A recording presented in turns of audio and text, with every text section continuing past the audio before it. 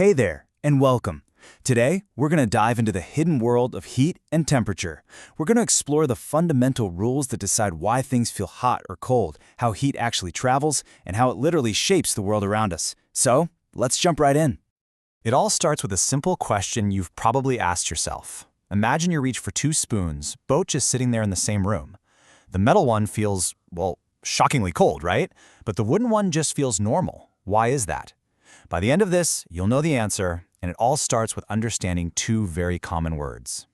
You see, to solve our little spoon mystery, we first have to get really clear on what we mean when we say hot and cold. And here's the thing. You might be surprised to learn that temperature and heat, they are not the same thing. Not at all. So, first up, what even is temperature? Well, on a microscopic level, everything, and I mean everything, is made of tiny particles that are constantly moving, jiggling, and vibrating. Temperature is simply how we measure the average speed of all that motion. In a hot cup of tea, those particles are zipping around like crazy. In a block of ice, they're still moving, but way, way slower. Heat, on the other hand, isn't something an object has. It's something that moves. Heat is the name we give to the energy that flows from a hotter place to a colder place. It's energy in transit, always making a one-way trip from high temp to low temp. Okay, and this is where it all clicks. Temperature is a condition, a state. It tells you how hot something is and, crucially, which way the energy is going to flow. Heat is the flow itself. It's the actual energy that's moving. So think about this. A giant lukewarm swimming pool has way more total thermal energy than a tiny boiling hot cup of coffee.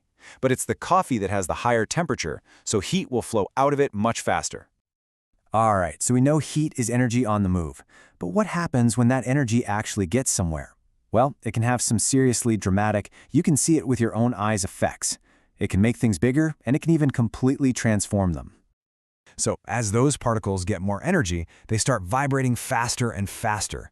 They basically need more elbow room. So they start pushing their neighbors further away, and the whole object, whether it's a solid, liquid, or gas, gets just a little bit bigger. We call that thermal expansion. And this isn't some tiny, unnoticeable thing. It's a huge deal in the real world. Engineers have to leave those gaps you see in railway tracks and bridges specifically so the metal has room to expand on a hot summer day without buckling. It's also the very reason a hot air balloon works. The air inside gets heated, it expands, becomes less dense than the air outside, and whoosh, it floats up. But what happens if you just keep cranking up the heat? Well, things get even wilder. You can give those particles so much energy that they don't just push each other apart. They completely break the bonds holding them together, and that's when you get a total transformation. We call these changes of state, and you see them all the time. Ice melting into water, that's one. Water boiling into steam, that's another. It happens in reverse, too.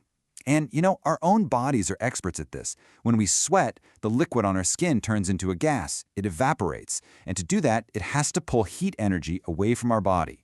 That's what cools us down. Pretty clever, huh?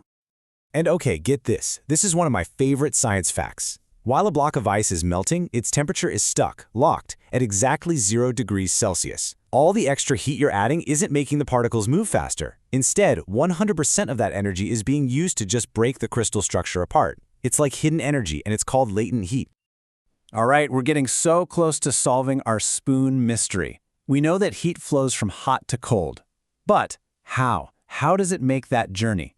Well, it turns out heat has three main ways to get from point A to point B. Three invisible highways for energy. And these three paths are conduction, convection, and radiation. Once you get these three, you'll understand everything from why your coffee gets cold to how you get a sunburn. First up, conduction.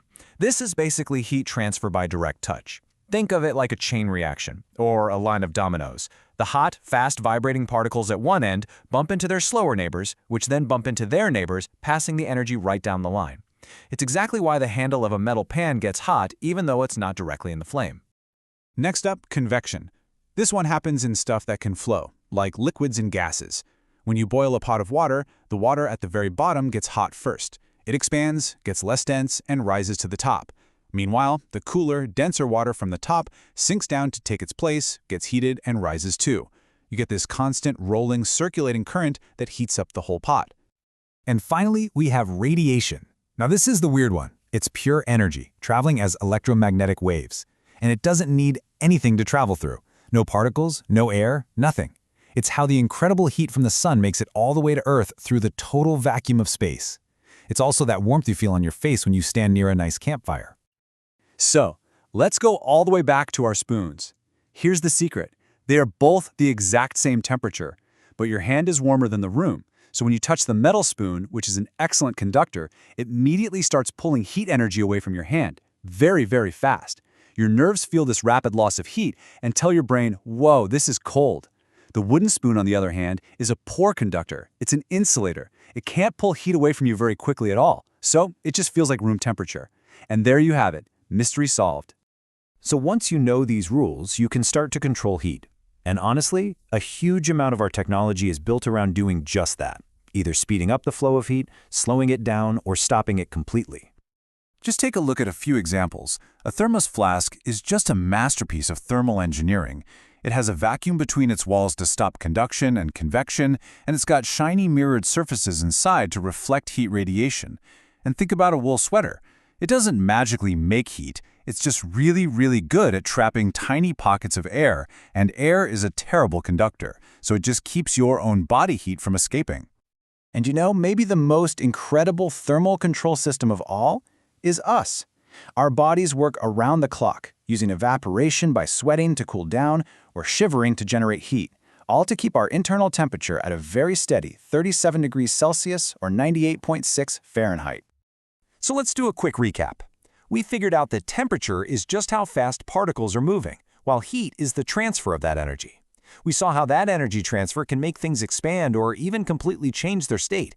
And most importantly, we learned that heat travels in three ways: conduction, convection, and radiation, principles we use every single day.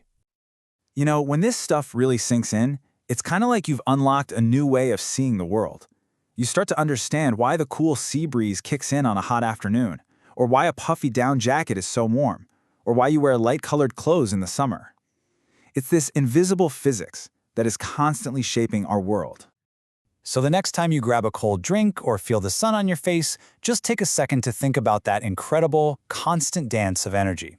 Now that you know the rules, what else can you explain? Thanks for joining me on this one.